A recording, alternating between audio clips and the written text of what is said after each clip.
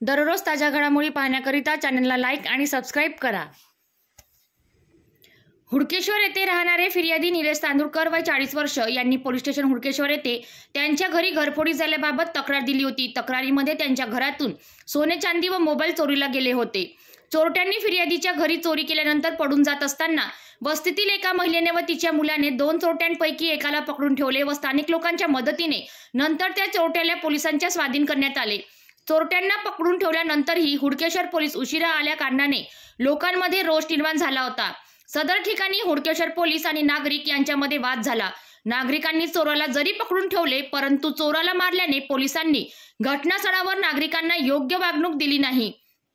अशातच एका पोलीस अंमलदाराने स्थानिक नागरिकातील एका मुलाशी आरेरावी केली। त्यामुळे सदरचे प्रकरण स्थानिक नागरिकांनी चोराला पकडून दिले, परंतु पोलिसांच्या असभ्य वर्तनामुळे पोलिसांच्या विरुद्ध व विशेष करून ज्या पोलीस अंमलदाराने आरेरावी केली त्याच्या विरुद्ध तक्रार देण्याकरिता सर्व नागरिक पोलीस आयुक्त डॉक्टर रवींद्र सिंगल यांच्याकडे त्यांच्या कार्यालयात पोहोचले।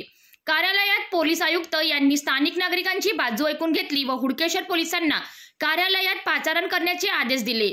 सदर प्रकरणामध्ये पोलीस आयुक्तांनी स्थानिक नागरिकांची बाजू ऐकून घेऊन त्यांनी चोरांना पकडून दिल्याबाबत त्यांचे आभार मानले व ज्या महिलेने व तिच्या मुलाने चोराला पकडून दिले त्या रंजना इंगळे व अमित इंगळे राहणार शिल्पकार नगर हुडकेश्वर यांना प्रमाणपत्र व पुष्पगुच्छ देऊन त्यांचे प्रशंसा व कौतुक केले।